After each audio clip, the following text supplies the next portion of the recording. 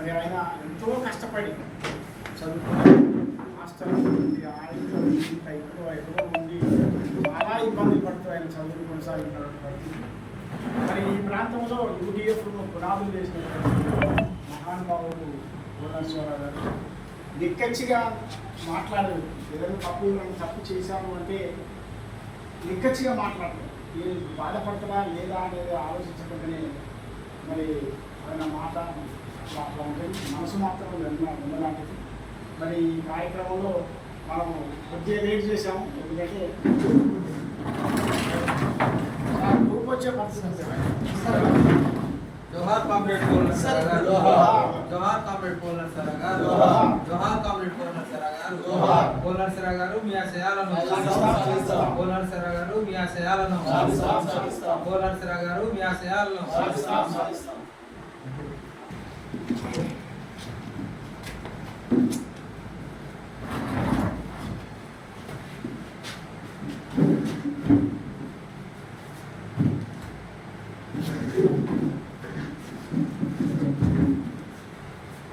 అందరి ఆదరాభిమానాన్ని చూడగలిగిన వ్యక్తి.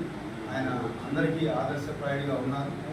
ఆయన రాష్ట్రవారు చెప్పినట్టు నిక్కచ్చిగా మాట్లాడేవారు. ఎదుటి వాళ్ళు ఏమనుకుంటున్నది కాదు, మనం చెప్పదలుచుకున్న విషయాలు సూటిగా స్పష్టంగా చెప్పేవారు. ఆ రకంగా ఉపాధ్యాయుల్లో వచ్చుకుపోవడం కానీ మమ్మల్ని అందరినీ ఈ ఈటో ఉద్యమం వైపు మరలించడం కూడా వారు చాలా శిక్షణ ఇచ్చిన సందర్భం ఉంది. ఆ రకంగా వాళ్ళు చిరస్మరణీయులు. వారి యొక్క ఆశయాలను కొనసాగించడం భవిష్యత్తులో ఆయన నివాళులర్పించే విధంగా ఉంటుంది. భవిష్యత్తులో ఇటువంటి కార్యక్రమాన్ని ప్రతి సంవత్సరం కూడా మనం నిర్వహించేదాని కోసం ప్రయత్నం చేద్దాం. సరే బాబు ఆధ్వర్యంలో కొంచెం బలమైన వేరే సంఘం బలమైన కొంచెం బలంగా ఉండేది. మేము కూడా భయపడేవాళ్ళం. మేము చిన్న కొత్త చిన్నపిల్లలు అదేవిధంగా సరే ఫస్ట్ నుండి కొత్త రామరాజు గారు వాళ్ళు మమ్మల్ని వల్ల కానీ ఒక ఇద్దరు ముగ్గురు 10 మంది లోపల ఉండేవాళ్ళం. అక్కడక్కడ ఉండేవాళ్ళు. తర్వాత సార్ వచ్చినాక మమ్మల్ని ఒక ఆయుధం లాగా ఒక వెపన్ లాగా తయారు చేసిందంటే సార్ ప్రవర్తన, సార్ ఉండే డిసిప్లైను, సార్ ఉండే తీరు మమ్మల్ని ఆ రకంగా ఆకట్టుకుంది. ప్రతిదాన్ని ఇద్దరం ముగ్గురు ఉన్నా నలుగురు ఉన్నా చేసుకొని చాలా ఒక బలమైన శక్తిగా ఇక్కడ మమ్మల్ని తయారు చేసి అదేవిధంగా యూనియన్ పెరగడానికి అనేకం అంటే పేదవారికి బట్టలు కానీ పుస్తకాలు కానీ లేవు అంటే అమాంతం జేబుల నుంచి తీసినటువంటి డబ్బులు నేను కూడా చాలాసార్లు చూశాను. అంటే ఓల్డ్ ట్రస్ట్ ద్వారా చాలామందికి ఉపయోగపడి ఆయన ప్రజాసేవకి చాలా అంకితం అవ్వాలనే కోరిక ఆయనలో చాలా ఉంది. సరే అనతి కాలంలోనే ఆయన చనిపోవడం అనేది చాలా బాధాకరం. ఆయన ఉంటే ఆ ఓల్డ్ ట్రస్ట్ ద్వారా చాలామందికి చాలా అవసరాలు, తర్వాత ఆయన ద్వారా పేద విద్యార్థులు ఎంతోమంది బాగుపడి ఉండేవారని నేను అనుకుంటున్నాను. కానీ అనతి కాలంలోనే ఆయన పోవడం అనేది చాలా బాధాకరం. అయితే పోయిన సంవత్సరం అంతకు ముందు సంవత్సరం కూడా మనం ఘనంగానే నిర్వహించినాం. కానీ పోయిన సంవత్సరం మర్చిపోవడం జరిగింది. అట్లనే ఈ సంవత్సరం కూడా మర్చిపోవడం జరిగింది. ఆ పొరపాటు అనేది ఇక జరగకుండా నాకు ధైర్యం ఇచ్చి ముందుండి, ఎందుకంటే నేను ఇంటర్మీడియట్ తర్వాత డిగ్రీ సత్పల్లిలో జాయిన్ అయినప్పుడు సార్ని హై స్కూల్లో ఏదైనా పని ఉన్నప్పుడు వెళ్ళేవాడిని. సార్ ఏం చేశారంటే, నువ్వు ఎలాగో 1 గంటకి వస్తావు కదా, గేమ్స్ పీరియడ్కి రా, మాకు పీఈటీ కూడా లేడు, నువ్వు పిల్లలకు కొద్దిగా గేమ్స్ ఆడించడానికి నేను ఉపయోగపడతావు అనే ఉద్దేశంతో రోజు ఈవినింగ్ రమ్మనేవాడు. ఆ విధంగా పిల్లల్ని కొద్దిగా గేమ్స్ ఎంకరేజ్మెంట్ కోసం జాబ్లో ఉండటానికి ప్రధాన కారణం కూడా పోను గారే. ఎందుకంటే 96 డిఎస్సి అయిపోవటం ఎస్టీ బ్యాక్లాగ్ పోస్టులు పడ్డాయి. ఆ పోస్టులు పడ్డ తర్వాత మేము అనుకున్నాం అదేదో పారా టీచర్లు విద్యా వాలంటీర్ టైప్ అని మేము అనుకుంటే అది అట్ట కాదు, ఇది రెగ్యులర్ పోస్టులే, వాళ్ళే గవర్నమెంట్ ట్రైనింగ్ చేస్తే మీరు ప్రిపేర్ కాండి అని నాకు వెంకటేశ్వరరావుకి చెప్పడం జరిగింది.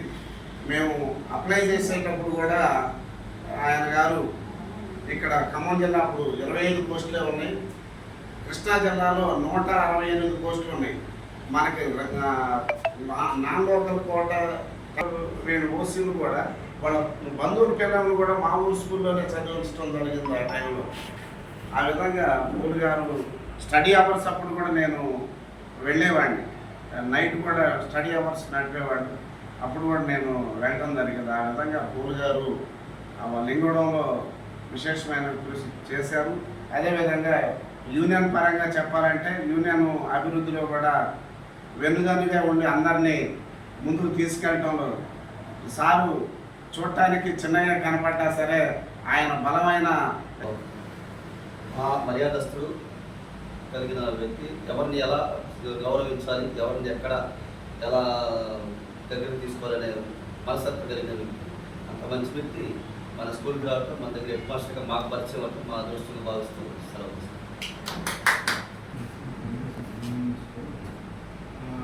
గురువర్యులు మమ్మల్ని కూడా ఒక మంచి వ్యక్తిగా మంచి మాటలు చెప్పిన వ్యక్తి, సమాజంలో ఎలా తీసుకోవాలని విశ్వాసబుద్ధి నింపే వ్యక్తి పూల్ గారు. వారు లేని లోటు ఎనిమల్లి మండలంలో ఉన్న ఉపాధ్యాయులకే కాదు మాలాంటి వాళ్ళకి కూడా చాలా తెలియని లోటు. వారు మమ్మల్ని అంటే ఆయన ఒక ఎంఈఓ స్థాయిలో ఉండి కూడా నన్ను వివి రామారావు గారు, ఎం నరసరావు గారు, హనుమాన్ సార్ వీళ్ళందరితో సమానంగా ట్రస్ట్లో వైస్ ప్రెసిడెంట్గా నన్ను ఏర్పాటు చేశారు. కానీ ఆ ట్రస్ట్ని మేము ముందుకు తీసుకెళ్ళడానికి ఆర్థిక తోడ్పాటు లేక కొంత ఎక్కుబాటు పడ్డాం. గత ఫస్ట్లో నుంచి నడిపాం, కానీ దాని యొక్క ట్రస్ట్ని వారి ఆశయ సాధన కోసం ముందుకు తీసుకెళ్ళడానికి ముందుగా వారి బాబుతో మాట్లాడి ముందుకు తీసుకెళ్దామని చెప్పి అనుకుంటున్నాం.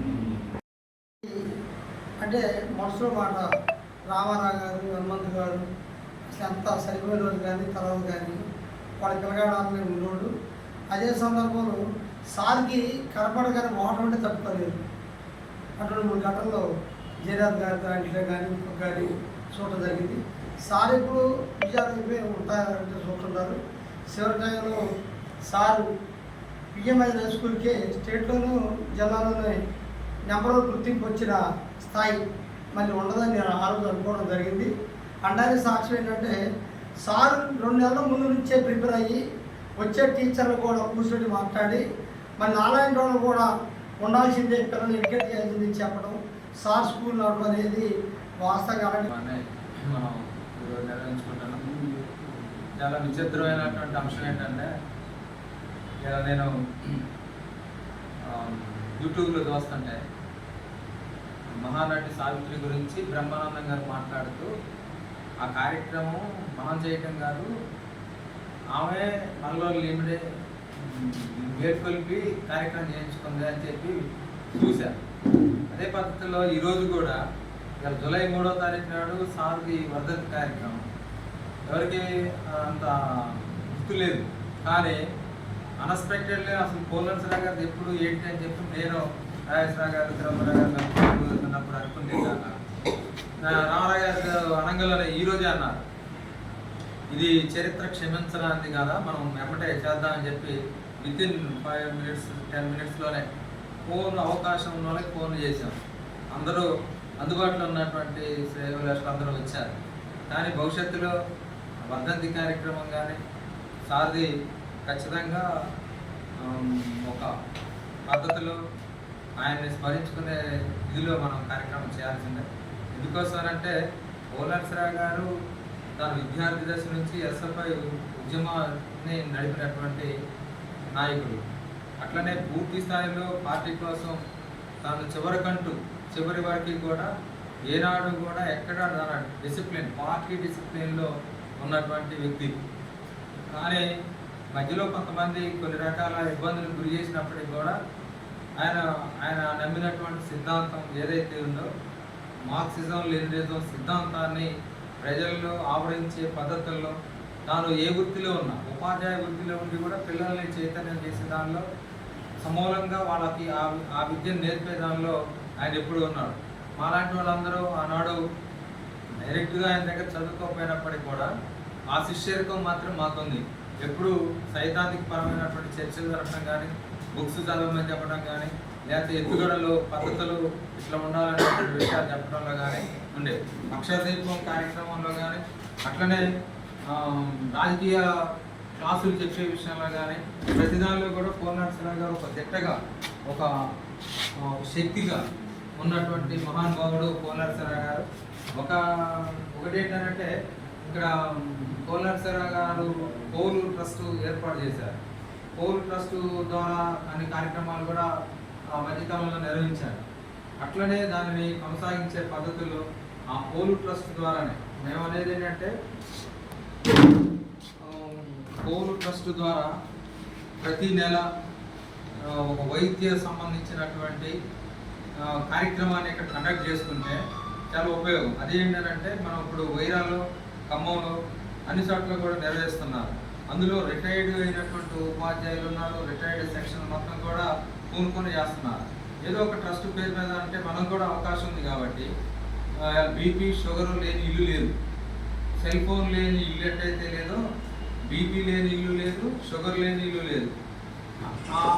ఆ మందులకి వేల రూపాయలు ఖర్చు పెడుతున్నారు. సామాన్యులు కూడా ఇలా వాటిని కొనుక్కోలేనటువంటి పరిస్థితిలో ఉన్నారు, కానీ రోగాలు మాత్రం ఎంటాడుతున్నాయి.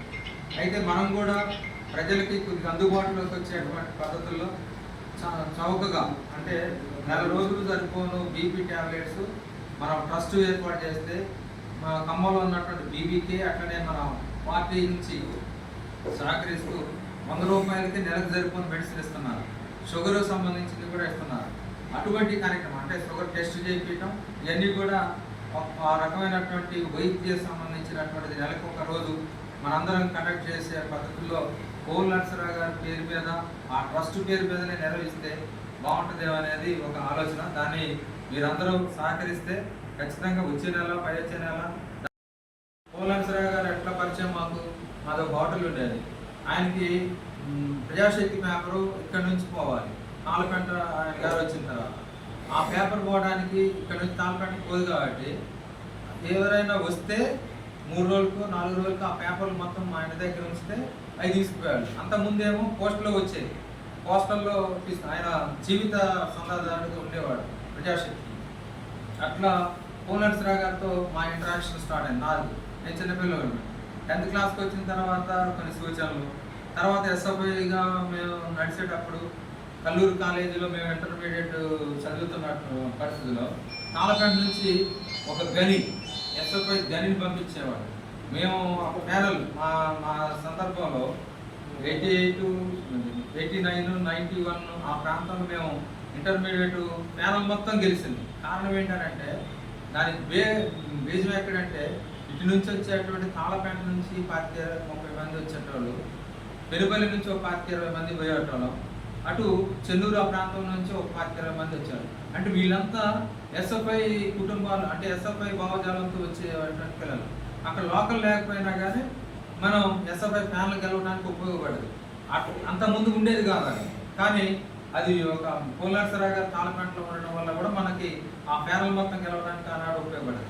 అంటే ఒక ప్రతి అంశంలో అట్లనే ఈ ప్రాంతంలో అక్షర దీపం ఎగియడానికి నిరాటంకంగా నిర్విరామంగా పనిచేసినటువంటి ఒక కార్యకర్తలాగా పనిచేసినటువంటి వ్యక్తి కోనర్సరా గారు. ఎందుకోసం ఆయన ఇందాక మన గంగాధర్ గారు చెప్పాడు, ఆయన గోల్, ఆయన ఆశయం మొత్తం ఏంటంటే పేద వర్గాలకు సంబంధించి ఎస్సీ ఎస్టీ దళితులకు సంబంధించినటువంటి పిల్లలకి చదువు నేర్పాలి, వాళ్ళ కుటుంబాల నుంచి అభివృద్ధి చేయాలి, వాళ్ళ చైతన్యం చేయాలి అనేటువంటి లక్ష్యం ఉంటుంది.